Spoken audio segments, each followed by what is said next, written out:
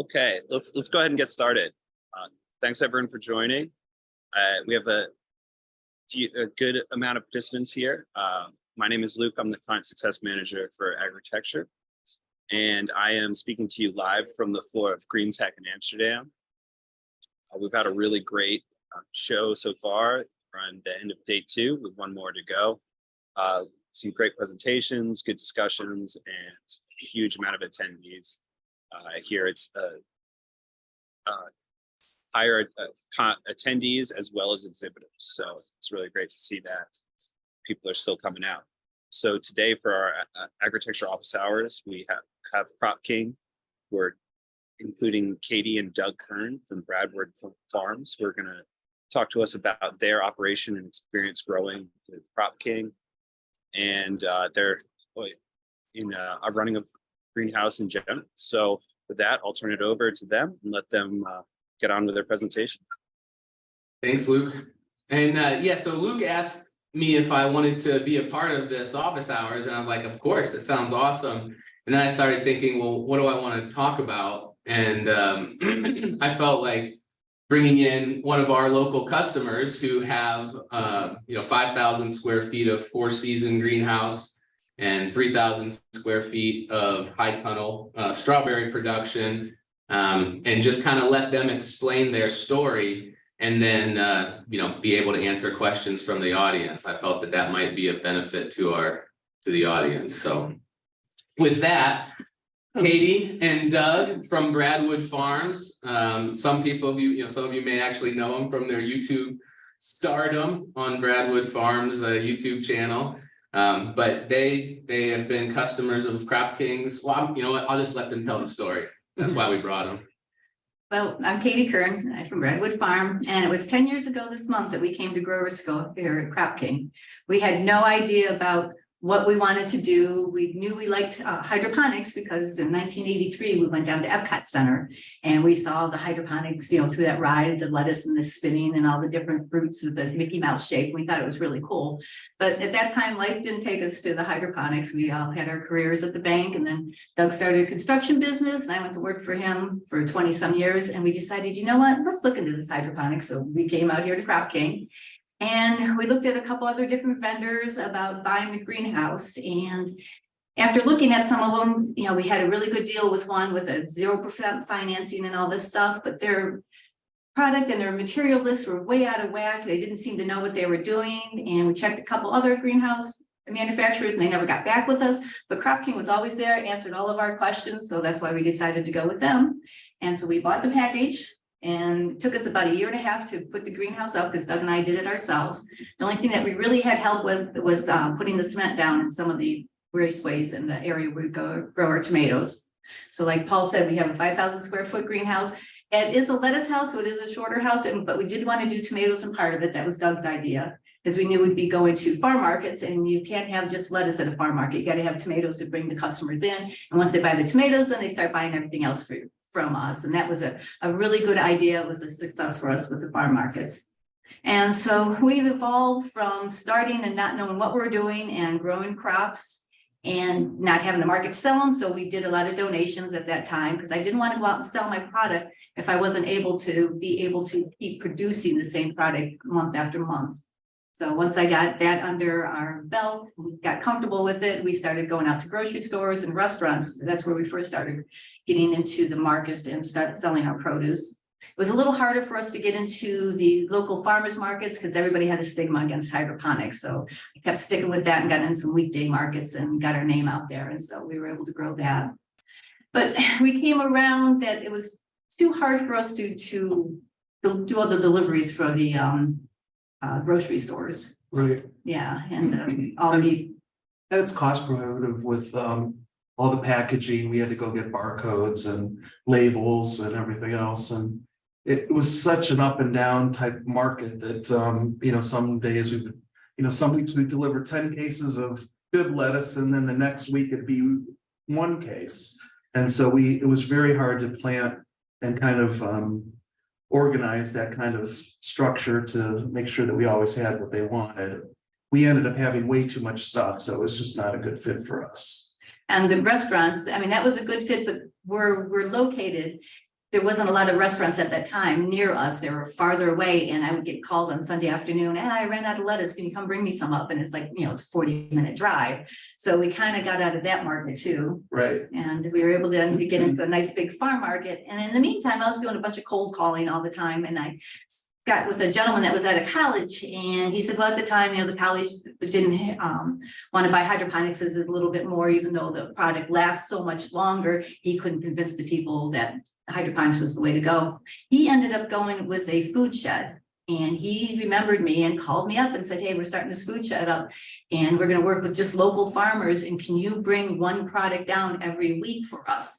And now it's grown to almost over 500 heads a week that we take down to them. So what's a food shed? It's it's like a CSA, community shared agriculture, but it's not mine. He does all the packaging and does all the delivery. So he goes out with like I think he's got like 50 to 100 different farms that he works with. Gotcha. Yeah, and I'm one of the ones that he works with on a weekly basis. So I take something down there, and he didn't want just lettuce from me. He wanted something different. And so I started getting into Asian greens. So I started going through the seed catalogs and trialing all the different Asian greens. So I do a lot of tatsoi and bok choys and cabbages, and I've done fennel and kohlrabi. So anything different is what he likes to put into their boxes, because people get bored with just having lettuce. So we were able to get into that market, and that's very nice, because that's a once a week delivery. You know what we're doing, and they recycle our boxes, so it's very cost effective.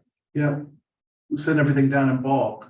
So just one day a week, we drive it all down, and we just put it on a skid and it's done. So it works great. So you guys started, you guys came to a workshop 10 years ago, took about 1.5 years to build. So you've been selling produce for about 8.5 years into the market. And so you said you went through and started out with grocery stores and restaurants. And how long did you guys sell to grocery stores and restaurants as your main 3 outlet? years. Yeah, About 3 3 years. years. So the first 3 years, and then as you kind of learned that market, you figured out that it didn't fit as well, and then you transitioned into this food shed or CSA and farmers markets. Yes. Right. And that's what you guys are still doing today. Right. Yeah, the farm market's a lot of fun. We've got Right. a lot of good people at the farm market, and when I trial stuff, I always take it to the farm market, to the people that come to me every week to buy stuff, and I give them a free sample. I said, let me know if this is good or bad, if I should keep growing it, and they've given me a good feedback of what I should keep growing. And then when did you guys add the high tunnel? We added the high tunnel 5 years ago, 6 now. 6 years, yeah. 6 years. And you did that with an NRCS grant, Yes. Equip, yeah. An Equip, equip grant. which is Right. similar to Right. that.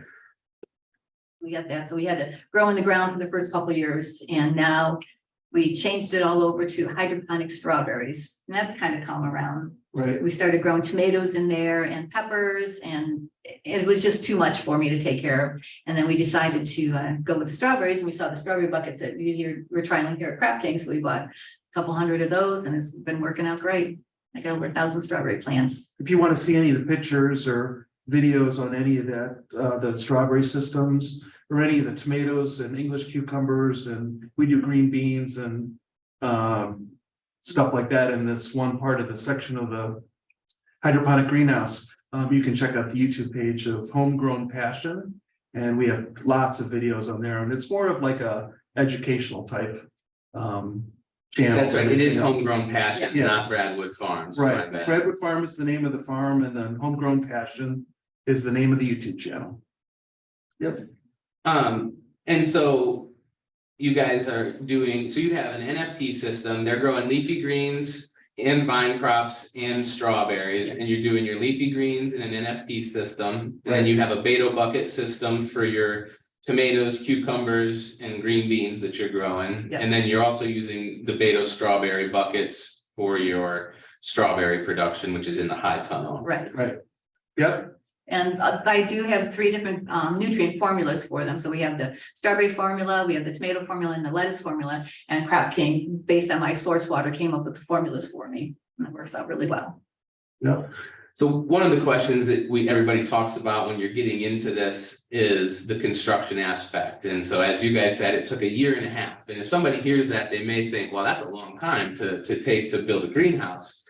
And people ask us all the time, what's the right answer? Should we build it ourselves or should we have somebody build it? You guys can obviously speak from the perspective of building it yourself, and it clearly saves you dollars, but adds time Right. to the project. I don't know if you want to talk about the. Yeah, we say it took a year and a half, and we really should back that up a little bit, because when we actually took delivery of our greenhouse, it was at the end of summer, fall. We had a lot of prep to do, and that winter was probably one of the coldest winters we had, and we were unable to do anything build-wise that winter. So we basically shut down the whole build for probably 4 months. Which is a great point, because that's also something that no one thinks about. When you're considering doing this and you start to think about your timeline, weather never acts the way you want it to. You will always have some form of a delay based on weather, so.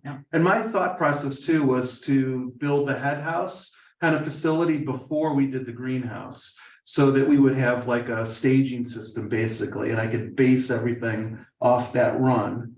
But so my background in construction obviously helped us, but we were able to lay it all out, and it went together, really easy. I mean, I wish I could build another one. It was actually fun. So we did need help with the concrete, just because, as you know, concrete, you just, husband and wife can't pour. No, the way. I think we poured 30, 40 yards, it's just not doable. You need a lot of people moving it around, so. And Doug's construction background for sure helped, but the part of the goal from Crop King's perspective is that you don't need a GC who, builds, skyscrapers in order to put up a greenhouse. They're relatively easy to do. And if you're not building something that's 20 feet, under gutter height, you can typically do it off of ladders and, with a couple of buddies, but it does take significantly more time to accomplish that usually.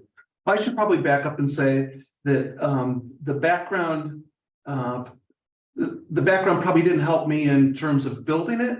What helped me was having the equipment. So understanding how to use all the equipment. Right. So I mean, Your and all the stuff that I used, certainly things that you could rent. But I think that's probably what I mean more than, the manual to put the greenhouse together is very easy. It's just. It's just very straightforward, step by step. Anybody can read it and understand what it says and how to put things together. And so did you guys have any growing experience prior to this? Like, were you guys, green thumbs, farmers at all? No, we raised beef cattle and that was it. And I couldn't even have an outdoor garden. I was terrible at it. But it was something I always thought was very cool, and I really wanted to get into it and was passionate about it. And problems I had, I'd come to you guys, and Jeff and Nate would come out and help me out and give me pointers on what to do. Katie and I both grew up in the city, and so she always had horses. And how we got this whole thing going was that, it just seemed beneficial to have a small amount of land so that we could board these horses, and I wouldn't have to pay a boarding fee.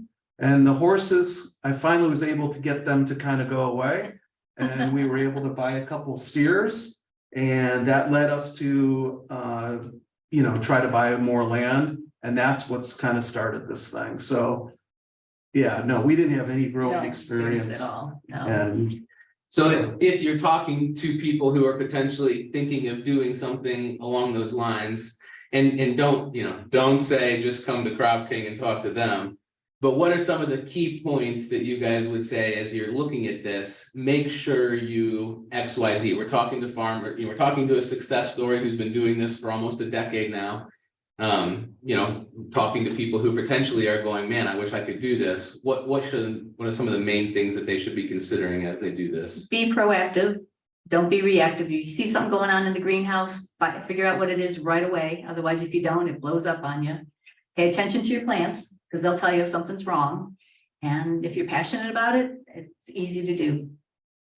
And go ahead. yeah, I was just gonna say that, to go before that though, What's that? is that you need to have, this isn't, it's a life change thing that you have to really put some time in to do. Yeah. But you really have to have the kind of desire to be in this kind of environment, which is, growing plants, going to farm markets and selling and being kind of in that environment. Becoming a farmer as opposed to working in a traditional office or job, something. where you can leave it there. Farmer, you're always a farmer, 7 days a week, 24 hours a day.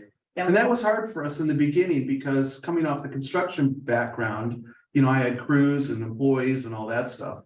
And it was kind of difficult. Katie and I decided that we wanted to do this ourselves and not have employees.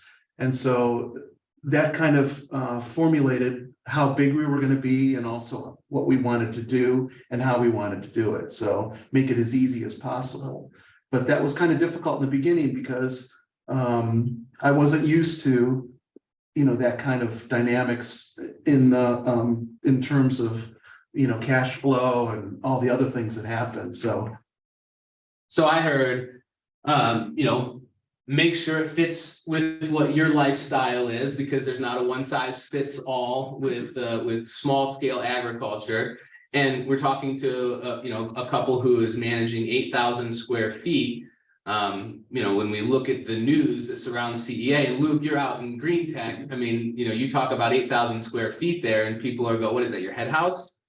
There's a huge scale of where we enter into controlled environment agriculture. And I think that, one of the most attainable spaces is that small to medium sized grower where you can be local and take advantage of this demand for that product. But it's also a lifestyle. Yeah. Like, you are now a farmer, and you probably won't be flying around in private airlines if you're farming, at least not most of the farmers that are out there. And so I think that that's one of the things that I heard. And then from Katie, you were talking about, be proactive, not reactive in a greenhouse. Everything that we're doing from a controlled environment agriculture perspective is to gain and garner more control over how successful we are by manipulating and managing these plants. And so because of that, you ride a more razor's edge line to where a mistake can very quickly turn into a catastrophe, because we've designed it so that we can drive our plants. And that means that we can also drive them really the wrong way if we're not careful. And so I think that's where the be proactive, not reactive kind of comes. Slipping off of it. right. And our system can certainly grow. I mean, we could add 2-3 more bays and be able to sell everything that we grew. And hire employees, Hire manage employees. people. I mean, the market is definitely there, but for us, it doesn't fit into our lifestyle anymore. If we were probably 20 years young, we're both 60. So, if we were 20 years younger, we probably would do that. There's Matt Yoder. You guys know Matt Right. in Charm, and he's probably in his mid 30s, late 30s. He started out in 2018 with a 2-bay. The next year added a bay to 3 bays. The next year added 3 bays to be at 6 bays. And he's currently building another 3 bays right now. And yeah, very, similar kind of a concept. And he's younger, and his whole goal is to just grow it. Right. So, Be as big as possible. right. That's his for us. lifestyle. He's got 7-8 employees that are in there Right. running around on hoverboards. Right.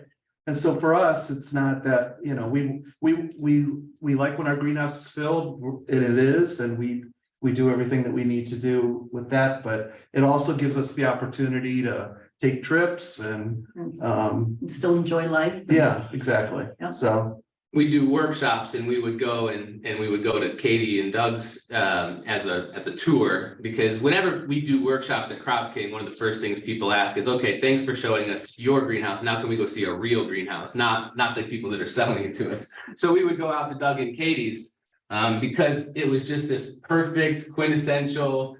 It was an old Girl Scout camp. They do maple syrup. They've got the beef cattle, and then they've got the greenhouse, and it was just that perfect small scale agriculture that really attracts a lot of the people that are in this industry to it, is this desire to be involved in that level. mhm.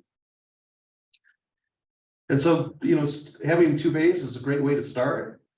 Right. Putting a high tunnel on kind of gives you that different season type growing. Mhm. And then from there, if the market's there, which I think it would be probably anywhere you go, you can certainly add on and make this thing as big as you want to. Especially for market growers, having that less expensive space that's the high tunnel, so that you could add other crops. I mean, you guys are doing a very high value strawberry crop in there, Right. but you could do zucchinis or watermelons take it to your farm market with Mhm. your high value crops out of the greenhouse as well, so. And with the high tunnel, we're thinking about this winter adding a heater to it so we can keep the strawberries going a little bit later in the market because we're doing an ever-bearing strawberry, and the CSA program we're working with is really interested in buying those, so we might And do they're a that. year-round CSA. They're year-round CSA, so they take our tomatoes, we start our tomatoes early in the year. When did we start providing them? March? Is that when we had them? February, we started having tomatoes for them, grow English cucumbers for them year round, and they just love it. So our ever-bearing strawberries, we don't have those ready until after the June berries around here are done. So we were able to deliver them July, August, September, October, November. We get a premium price for them, Right. and they'll take every one we have. I mean, they just can't get enough, so. Yeah, strawberries are that magical crop Yeah. right now. Right. Now, the idea that, we talk about and everybody asks about, can we grow strawberries? And of course, you can do whatever you want. It's your greenhouse if you buy a greenhouse.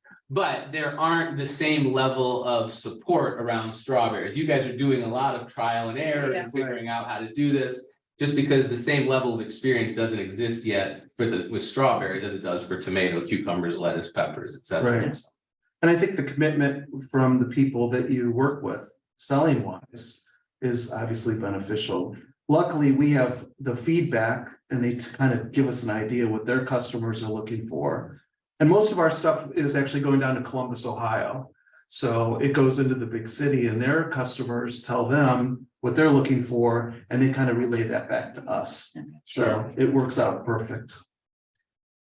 Luke, I don't know how much time you want us to go. We can certainly just continue to have conversation, but I don't know if you wanted to jump in or if I feel like. I think it's excellent. I've been enjoying the conversation quite a bit, and I think I saw a hand raised. But one thing I was curious about is, could you tell me a little bit about what your the design of your greenhouse? So what shape it is? Do you have lighting, cooling, heating? Do you add CO2 enrichment in any way? Tell us about that. Our greenhouse is what, 22? Each bay, yeah, 22 by 90. 128. Yeah, See, so- I don't even know. It's 22 by 128. We have two bays, so that's 44 wide. The front section of one of our bays, we poured a pad that was 40 feet by 22. And that's where we grow our tomatoes, our cucumbers, peppers, some of the beta bucket system. The greenhouse is totally environmentally controlled, so we do have heat and cooling through wet wall. It's insect excluded, so we don't have to worry about pests and that kind of stuff unless we actually bring those in. We have a tunnel system from the head house to the greenhouse that I keep all the mechanicals in, and we have an air wall on one of those doors. I also installed a doorbell on the head house because I had a tendency in the beginning to go out and cut grass, and then I would just walk in the greenhouse. And that turned into a problem. So now I don't come into the head house when I'm out doing other things. I actually ring the doorbell and Katie comes and talks to me if I need her. So, but yeah, it's heated and cooled and. It's it's a double poly covered house. It would be, are you 8 foot under gutter or 10 foot under gutter? 8, So you're less 8 foot. Yeah. You're 8 feet under gutter, so it's a relatively short house as comparatively speaking in today's market. It's, cannabis kind of drove that 14, 16 foot gutter height to be a more common sizing even on smaller greenhouses. Now, Crop King has a fairly standard structure from this 22 foot wide. We're now doing 10 foot under gutters, but we're using fan and pad. And so that's where we get to the 128 feet. If you get much past about 130 feet in length, your temperature differential from the back of your greenhouse to the front of your greenhouse is greater than you would want to deal with in a controlled environment situation. We're using overhead unit heaters from a heating perspective. Now, you guys did add a wood burning boiler and some heat exchangers as a secondary Backup system, right? backup system. You've got a 2,000 gallon buried tank that is your reservoir for your recirculating NFP system. Mhm. The high tunnel is a 30 foot by 96 foot Right. With Drop-down. drop-down sidewalls, also a double poly covered structure. I don't know, and it's controlled, environmentally controlled by a Link 4 iGrow 1400. Right, Yeah, we have the fertilizer system. we don't do the CO2 because we have enough natural gas that we're able to open up the vents during the winter time to get the fresh air in. To change the air. We have an oil and gas well on the property, so that's pretty beneficial. It's very But beneficial. it's, that's why we have the backup of the, how many BTUs is the wood? It's a, 900,000? yeah, a million BTU outdoor wood burner as a backup, because the oil and gas well will go down. And it seems to always go down when it's really, really cold out, so. And that wood burner eats a lot of wood, so How many years ago, 2 years ago, how many cords of wood did you go through? we went through 38 cords of wood. It's funny as we look here, you know, someone's from India and I saw Tanzania and Florida. They're like a cord of wood. What's a cord of wood? I don't even know what the measurement is. It's 8 foot. Yeah, it's a lot. It's a lot of wood. It's a lot of wood. Feeding it 2 or 3 times a day. Right, so, yeah, that's another thing to think about. I feel you could say that one cord of wood is like a good size pile. It's what? Personal. One cord of wood is like one good size kind of wood pile that someone might have in the yard. Right. Yeah, it's a big pile of wood. It's not, yeah, It's not a handful. no, Yeah.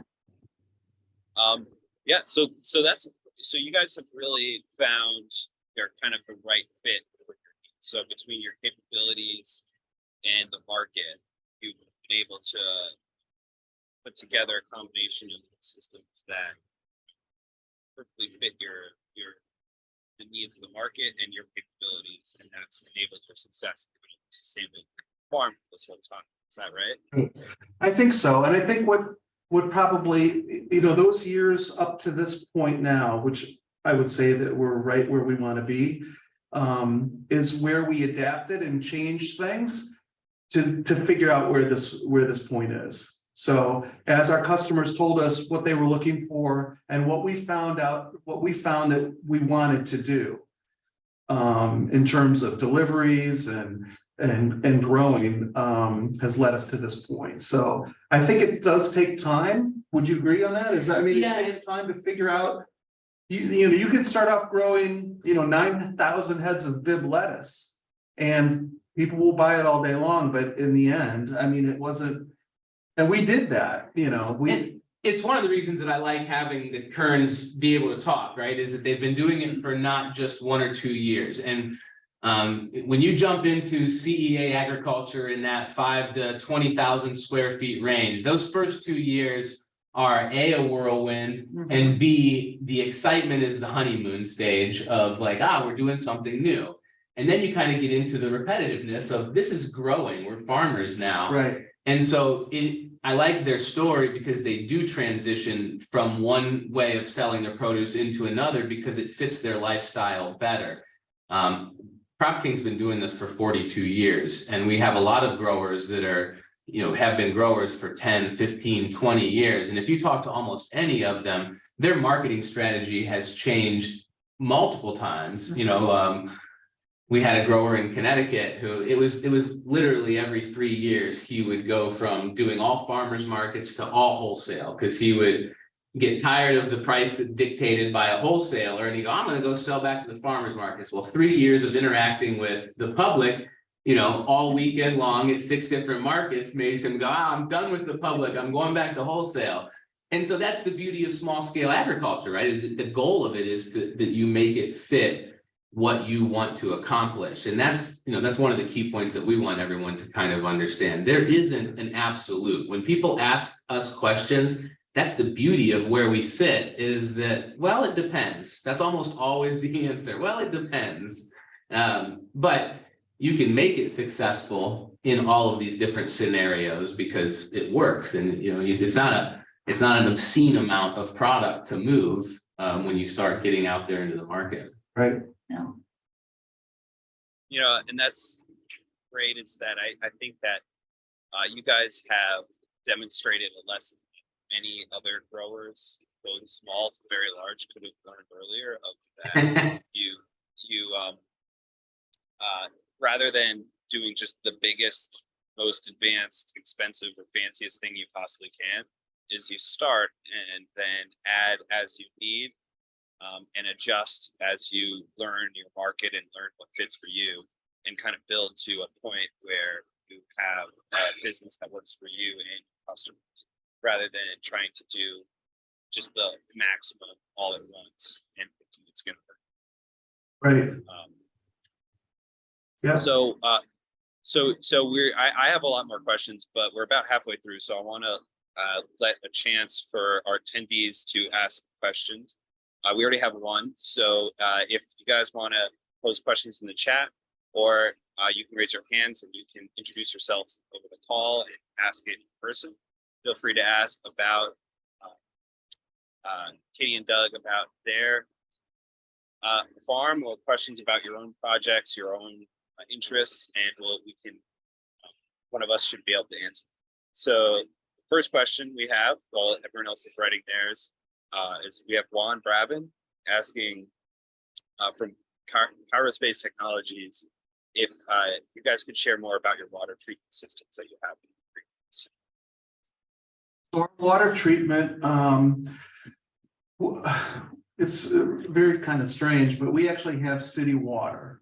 And what happened was there was a major farm down the road that grew bison, huge buffalo farm, and they paid the water company, I don't know, just tons and tons of money to bring a water line down our road. So we were lucky in that we don't have a well, we have city water. It's actually good water. And we had it analyzed, and Crop King came up with formulas. yeah, And we have based on source. Yeah, and we have 3 different treatments to get the nutrients into the water, which is we have the controller that we got from Crop King for the main NFT with our 1,200 gallon buried tank. And then we have 2 dosatron systems that Doug put together for the beto buckets of the tomatoes and the vine crops, and then the beto buckets with the strawberries out in the high tunnel. So water treatment, can mean a couple of different things. Sometimes when you say water treatment, you might be talking about RO or filtration. And then other times it might be how are you adding your fertigation aspect to it. And so when it comes to just source water, luckily the city source that they have is a very clean and good source of water. But the ideal from a Crop King's perspective is well water, just because then you are in control of how it is being treated. If the municipality decided to use something to treat that water, it's coming into your facility. Right. And I have to watch out for the chlorine when I do a nutrient tank change. I have to let that water recirculate before I can put it back out to the plants to get the chlorine to dissipate out of it. But we talked about a sample because our goal is to avoid you having to install reverse osmosis or iron filters or any of that equipment, because that's just an additional cost. And you're stripping out potentially minerals that you would then purchase to add back in from your fertilizer. So typically we want you to get a water sample done, and we'll take a look at that, and we'll let you know if you need to do any pre-water treatment before it gets to your plants. Now, from a fertigation standpoint, we typically would use an A/B mix, so a 2-part fertilizer, meaning that you have 2 concentrate tanks, one with your major nutrients, one with your minor nutrients for the most part, and then you have a 3rd tank that's going to be acid, typically for your pH adjustment.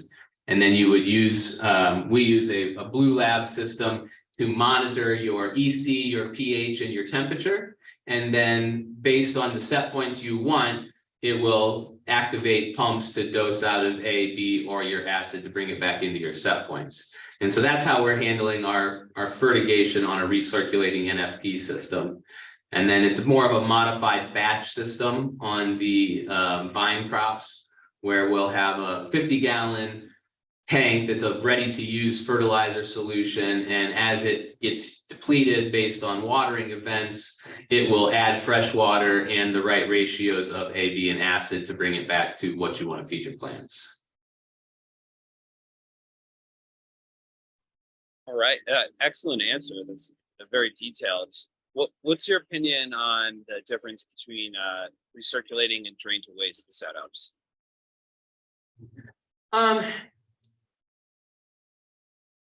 Longer crops, I think you are more commonly going to see a drip system. A drip system gives you better control over the overall irrigation. But when you're talking about quick turn plants like leafy greens, recirculating is going to be more common. Also from the perspective that the nutritional requirements of the plant don't change as dramatically from start to finish of the crop. So we can feed a mature lettuce plant the same that we're feeding our seedlings and not see a dramatic issue in there. If we fed our new tomato plants the same feed that you would feed potentially older tomato plants, it's never going to work. We're also keeping tomato plants typically for 12 months. And so if you recirculate your solution, there is more likelihood that you're going to transmit some kind of a root disease or an issue that you're experiencing in one bucket to all of your buckets. Now, we are historically and almost always speaking from this medium-sized agriculture. If we get up to a 20-acre tomato house, they're for sure capturing their runoff solution, testing it and treating it and reusing it. It is not a benefit from a cost perspective. If you're 20,000, 10,000, 8,000 square feet, you're not going to save money by capturing your runoff, having it tested, treating it and reusing it, but you will introduce more labor and more potential for error if you do that. So that's really why we let our drip systems or our long-term vine crop systems run to waste and we recirculate our NFT. But I think the other thing too, though, is that on the beta bucket system, if you really monitor the plants, you really don't have a lot of drain to waste anyway. So, I mean, it's not like you're wasting a lot, right? Right. At most, you're going to be overfeeding 15 to 20%. And again, it depends on the time of the year right. and what you're trying to do as far as, you know, sometimes people will drought stress peppers or strawberries in order to increase their capsaicin or Brix level or something along those lines. But we really watch that discharge and make sure that we're not putting too much through. You know, we adjust our times and that constantly, actually. Based on your runoff. Yeah. Right, based on runoff, based on temperature, just watching the plants. So. Now, I don't know if I answered your question. Yeah. No, you absolutely did. I think it's really insightful that you know, and really the answer is, unfortunately, it always is depends. You got to figure out what is available to you, what are you growing, what are the risks and strengths of each option, and pick based on it. So rather than it being just like a hard and fast rule, there's always considerations to make for your specific situation. Absolutely. Location will play into it. Some municipalities won't allow you to let it just run out the back of your greenhouse as waste. You have to capture it, and then that changes the economic decision, which is really what drives most decisions for small growers, is the economic decision. Right, exactly. So we have a question from Tika in Florida. There are two questions here. If you want to introduce yourself and talk more about this, feel free, but I'll get things started here. Tika is, here, she's joining. So maybe we can give her a chance to ask her questions out loud. You're muted right now, Tika. Oh, She's in the library. Okay, all right. Well, we'll ask for you then. So first question is asking about shade netting and how you decide if to use it, and if so, what percentage, how much to draw from. Absolutely. Yeah. So shade cloth, if you purchase a Crop King greenhouse package, shade cloth is part of that package. Depending upon where you're located will determine the percentage of shade, but to kind of explain the process of shade. So in a greenhouse, and the reason that we use greenhouses is because of, you know, cost analysis and the economic benefits that we get from natural sunlight. But there will be a time of year, because we can't justify air conditioning traditionally in a greenhouse, that in a lot of climates, even with our evaporative cool system, the temperature in that greenhouse will be hotter than we want it to. And so that's typically when you can't maintain mid-80s. When your temperatures are hitting high 80s every day, that's typically your indication of, hey, it's time to put this shade system on. Now, I'm talking about a manual shade system that you pull over the top of the greenhouse, not an automated shade system that you could in theory change hour to hour relatively easily. But in a traditional crop king setup, you're going to put them on when you can no longer maintain those ideal temperatures. Adding shade cloth will typically give you about 7 to 9 degrees drop just by putting that shade cloth on. And so then that gets you back into a range that you can typically manage through the hottest periods of your season. And then once it gets cooler out is when we would take that shade cloth back off. I'm going to assume you guys probably have a 60% aluminate. Mm-hmm. Yep. And actually one year you guys spray paint shade. Right, we tried that too. Did the shade paint on your greenhouse. Yeah. But yes, we absolutely do suggest shade as a benefit to greenhouse growing, and the percentage depends on where you're at. But typically you'll see 50, 60, or 70% shade cloth used. Excellent. So I'm gonna come back to your second question, but we have a follow-up that fits nicely. Is Sally is asking about humidity and controlling excessive humidity, which obviously goes hand in hand. So Katie and Doug, they have the beauty of free gas, and so how do we deal with humidity just in general? You can use mechanical dehumidification, which is costly and an ongoing expense, or you can use your heaters, which are still costly but less costly than a mechanical dehumidification. You can use some kind of dehumidification that uses a media that absorbs water. Luke, do you know what the term I'm trying to think of here? Desiccant, I believe. Or what Crop King traditionally does is we move air. So in the summertime, what we're doing is we're just going to move air. And as long as you're moving air across those plants, you can typically manage that excessive humidity and keep the plant from dry it off so that you're not going to get some kind of a mold issue. But you may not get a lot of growth if you're dealing with 90% humidity and just moving air. That plant's going to kind of shut down. In the wintertime, we deal with excessive humidity by bringing in outside air, which is traditionally a much lower humidity. And I guess I'm speaking from an Ohio northern climate perspective, but you're always going to utilize the outside humidity if it's lower than your inside humidity. You're going to bring in outside air. In the wintertime, we will traditionally have to heat that air up as it comes in. Now, in the summertime, we can also heat up our air to dry it out. So heat, a lot of times, is what we're going to use to dehumidify. Obviously, in the summer, sometimes that's not the most ideal. If it's 90 degrees and 100% humidity, then what you're going to do is move air.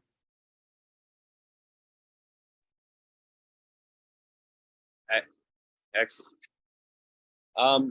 So moving on to another area of question, adjusting pH. And do you use an average pH or a specific pH level for each one of your mini crops?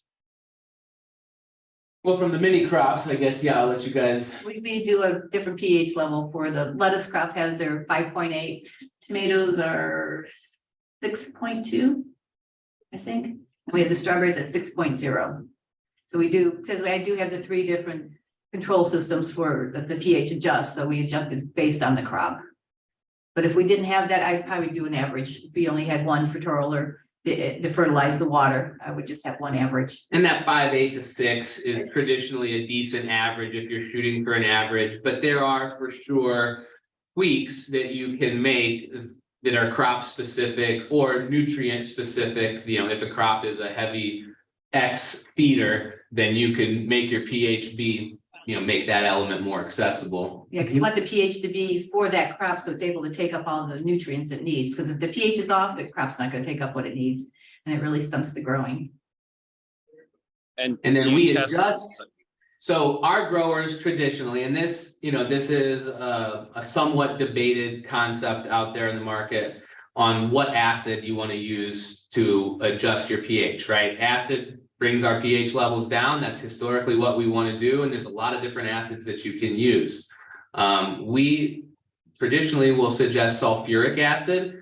And we like to call it sulfuric acid, but it's also the same as battery acid. And we tell our growers that you can get a 5-gallon container of it from your local hardware store very accessibly, very economically, and you don't have to deal with the hazmat issues of shipping it, which if you deal with any of the other acids, you will have to deal with. Now, there's nitric acid and a couple other that I'm blanking on at the moment that you would need, if you add it to your fertilizer recipe, you need to adjust your fertilizer because it would add nitrogen or some other element. So you need to take that into account if you're going to use something other than sulfuric acid.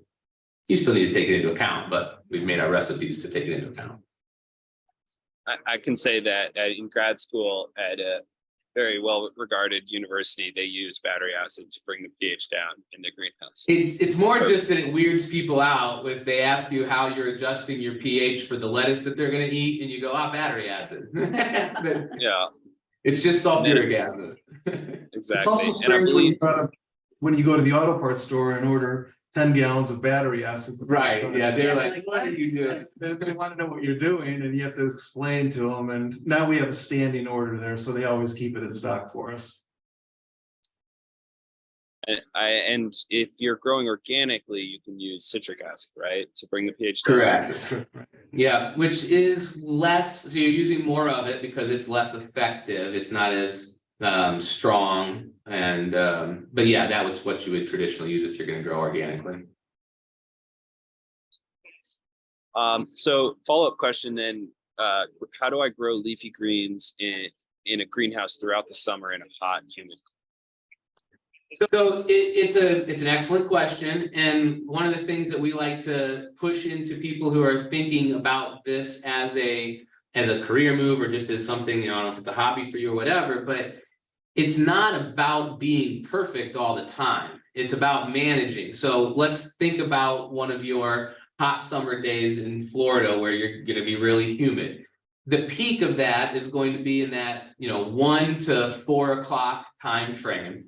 You're going to be really hot and really humid. And so what's going to happen? Your plants are going to shut down and not really grow during that time. But as long as you're moving enough air past the stoma and the stomatas on the plant, and I'm saying sciencey words and I am not a scientist. But as long as you're moving enough air past those plants, they will continue to be fine. They can deal with a lot of variance in temperatures, right? These grow outside most of the time. So they can deal with it as long as they have enough airflow moving past them. And then as your night cools off and your temperatures come back down, traditionally your humidity is also going to drop a little bit and your plants will grow during those periods. So in the morning, you're going to be growing plants, they're going to shut down, and in the evening, you're going to grow plants. So it's always just about managing your crop to the best of the abilities that your environment allows you. We've got a number of growers down in Florida that grow leafy greens, and the University of Florida does a lot with controlled environment agriculture. They've got a couple of Crop King NFT systems down there. They're using some pond systems. So being a Floridian, I would suggest that they're a phenomenal resource to you. But it's very doable, and there's a lot of leafy greens being grown in greenhouses in Florida today. The one thing you got to watch out for, that even up here in Ohio in the summertime, is you don't want to harvest the plant during the 1 to 4 time period. You want to harvest that plant first thing in the morning when it's all rehydrated, because that lettuce will last a lot longer than one that you would pick at 3 o'clock in the afternoon. Or you can even harvest it in a cooler. So if you're pulling the whole channel out, you could, in theory, take that to a cool area that's managed and harvest it there. Cold chain, I don't know what they call it, but the maintaining that cold chain in food safety is something to also consider. And again, it depends on your market. Farmers markets, they're not asking about your food safety, your cold chain. But your customers want a nice fresh lettuce that's going to last for 2 years. Yeah, they don't want it wilted and they want it to have the best shelf life. But if you're selling to Walmart, you would have more of a consideration of how you're harvesting and where you're harvesting. That kind of gets back to that we really enjoy growing in the wintertime. For us, it's more controllable. We can really control the greenhouse to just perfect specs. The summer kind of gets kind of wacky because if it heats up too much, we're getting Yeah. wave fluctuations. Right now in Ohio, the heaters have been running the last 4 nights because it's been going down to 46, 50 degrees at night. But these are some beautiful lettuce growing days Yeah. right Yes. now. Like we got bright sun, cool nights, good Right. temperature differential. Yeah, it's perfect lettuce growing environment. But the only bad thing about the wintertime then is because we don't do supplemental light over the whole greenhouse, we just do it over the tomatoes. That does take longer for the crop. Like a head of lettuce for me in the wintertime takes between 8 and 9 weeks, and then the summertime between 5 and 6 weeks. And what size are you harvesting at? I like to 8 get 9 everything- weeks? To the at least 8 ounces. I like to have a nice head of lettuce. My motto is I always like to sell what I would buy. So I always like a little bit bigger head of lettuce. So more follow-up questions, which is great. How do you cool your greens off right after you pick them? Like an ice bath or a cooler, as Paul mentioned? So we have a walk-in cooler that I built, and I actually bought a used one online and then put it together, and it's in our head house. So as soon as Katie harvests, we bring that in bulk, and we actually put it into the cooler. And Yeah. sometimes I harvest out in the greenhouse. It depends what time of day it is. If I harvest, I get a couple boxes done, and then I'll take them right into the cooler to cool them down, to chill them down immediately. And it does make a big difference. So if you're gonna grow leafy greens, you absolutely need a cooler on site as part of your head house support building something.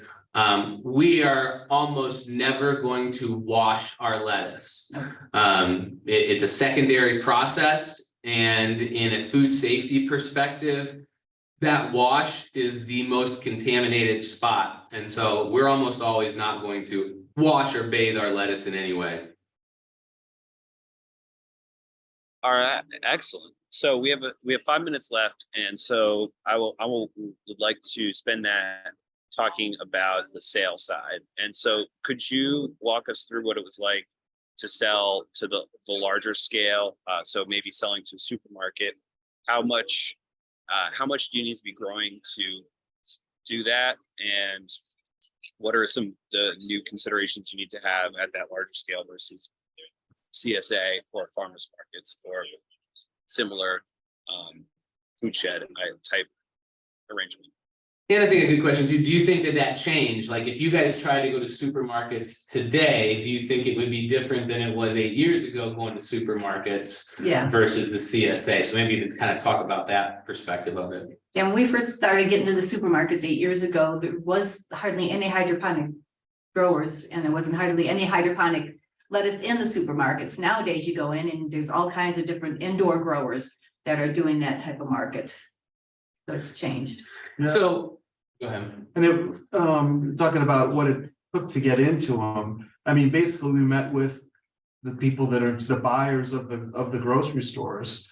They had requirements of barcodes and labels, and we had to put everything in crispers and then packaging in boxes. And the grocery stores that we were dealing with in our area have multiple, they weren't just a single family grocery store. These were large, multi 20 grocery stores. So we were delivering to a main like food terminal, where the big semis and stuff are going in, and they would basically Distribute it from there. distribute it from there, right? One of the things we didn't like about the grocery stores was that we found that our product was sitting in that terminal too long. We were really concerned with the image of our lettuce and what we wanted for our customers, and we found that they just didn't. And I'm talking about 8 years ago. They just didn't know how to deal with this hydroponic lettuce, and so we found that a lot of times it would sit in that terminal for a long time, or it would get out to the grocery store. We had one grocery store that didn't put it in the cooler. They would put it out on these racks in the middle of the produce section next to the lemons. And, it was a hard go trying to convince them of how to handle our product. It was an educational Oh, yeah. process back then to Right. go into grocery stores as a hydroponic grower. It's been wild in the last 8 years to 10 years, that transition from, you guys had to fight and convince people and sometimes even educate people on what your hydroponic produce was and what that meant. Today, Kroger's, Myers, Walmart's, they have mandates that they have to have local CEA produced products on their shelves. So that difference is huge. Now, what that did was it paved the way for these giant growers that we're seeing in the supermarkets, Bright Farms, Greenleaf, App Harvest. Those are now the guys that are servicing the 2,000 store chains of Walmart. That doesn't mean that you as a 5,000, 10,000 grower can't get into grocery stores, but it will be a lot harder if you're that size to support what a grocery chain wants. And so if you're not north of 10,000, probably north of 20,000, grocery stores would be my third or fourth choice as to where I would be looking at my market. I would be looking at farmers markets, CSAs, restaurants, and educational style food service buffet, salad bar type things. Or family markets. There's a lot of family markets. Co-ops. We have lots of markets, Wayne's Family Market in, Mansfield. Yeah. It's a small family market. They have great stuff in there and they'll buy our stuff all day long. So, yeah. Is that kind of what you wanted to hear there, Luke, or is there somewhere that you wanted us to go that we didn't?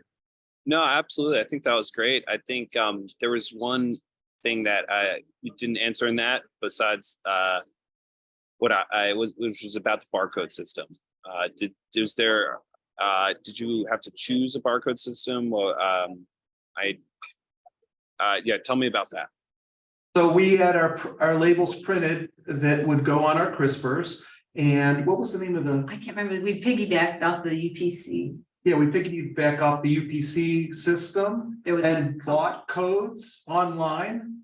And we were able to manage up to, I think it was 30 codes? 30 codes we have. For a certain, I keep renewing them. It's like $50 a year to keep renewing our UPC codes. right, But you did all the registrations of the codes and Right. this code was for romaine lettuce, this code was for kale and. right.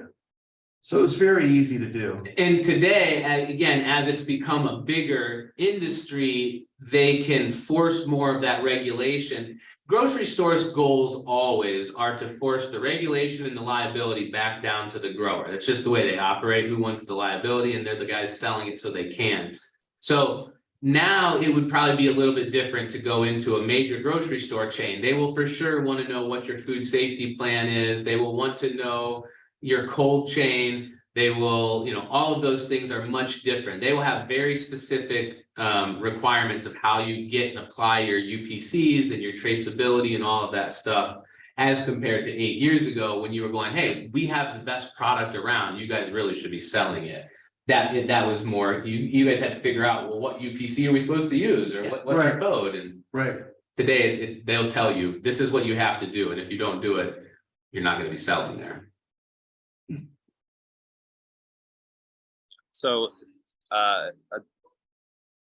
obviously a hurdle to move to that scale, that wholesale distribution. So not one that is, should be made lightly. It's what I'm hearing is that you really the restaurants, the community markets, the farmers markets, all that, adding more customers in that segment is easier than making that jump into the kind of wholesale distributor scale. I think so. Yeah, we have friends down in Tennessee that they sell all their product to a big casino with their restaurants in the casinos down there. And he's added on so many different bays to keep up with the demand that the casino has. So he's quite happy about that. I think I was going to say that's a great example of, understanding your community, and rather than just putting a farm somewhere and assuming I'm going to turn it on and I'm going to sell and it doesn't matter where I am. It's more about knowing your community and connecting with it, and then finding sales channels that fit your area and your business. Right. Yeah, and it's not to take lightly because you're also having to start with a much larger size, right? Again, if you're going, well, I'm gonna service a Kroger. They will want you to service a significant amount of stores. And so you go, okay, well, we'll build 20,000 square feet. Well, now we're talking about probably closing in on, north of $500,000 project anyways. And so it's not a small amount of money. And you will be competing with the Bright Farms and the App Harvest as you get up into that size. And so you really have to you have to consider that.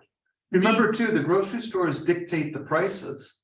So we found that kind of difficult too. We kind of knew what we needed to get for a head of lettuce, but they were actually telling us what they were going to pay for it. They wanted to carry our products, but they were also, and we weren't, that was. If you were selling to a grocery store today, you would probably be getting $1.25 to $1.65 a head. Right. From the grocery store. As you sell to your CSA, which is still wholesale, like you're Right. selling to somebody who's reselling and you're Yeah. getting $3. $3. And when you go into a farmer's markets and you were sitting there and you were selling your heads of lettuce, you were getting $4. $4. 4 or 5. And so, these guys wholesale might allow you to have one stop and take a pallet, but you can double or triple your money if you're gonna go sit over there and sell it to the local market. So Yeah. small scale ag is about your story, your market, and your community that you're in, I think. I mean, there's a demand because the world wants to know where their food comes from. And Right. this next generation, it matters even more as there's more dissemination of information that's easy. You can figure out where your food comes from. So it matters. And being small, you don't want all your eggs in one basket because say you're selling only to this one grocery store and then you said, oh, we don't want your product anymore. Where else are you gonna go? You got a lot of product that Right. Yeah, so you want to make sure you're diversified, that you can able to keep going and find another customer to replace the one if they get lost. The grocery stores made us nervous. Yeah, very. I mean, they nervous. just did. Yep, and the restaurants too, because restaurants come and go all the time. Yeah. Yeah, so just make sure you're diversified when you're growing. You set up a relationship in a farm market or in a CSA, those customers will come every week. They want the same thing. And they'll follow you from market to market. Market, and they'll just keep, they write us, they call us, they want to come down to the farm. They want to, they want to see us. We form relationships, friendships, and it just works out so much better. It's just a really fun thing to do. Well, I think that is an excellent place to end it. We're at the top of the hour, and that's a really great summary. Paul, Katie, and Doug, I think you guys just summarized small scale agriculture really well, right, in those last few thoughts there, and kind of the value and the pro, and why it's worth doing, even though it can be difficult in certain times. So I want to thank you guys for taking the time to speak with us today and provide your experience and knowledge, which is incredibly valuable to everyone here, including myself. And I want Dr. Vishwakasan, I will, if you want to schedule time with me separately, I'd be happy to talk to you and answer your questions. I'm sorry we didn't get time to for that. But beyond that, Thank you for guys so everyone for much. attending. Yeah, it was a pleasure. We Yeah. love talking about this stuff. Yes. It's what we do. So thank you for having us. All right, everyone have a great rest of your day. And we'll see you Thanks, in the next guys. one. Thank you.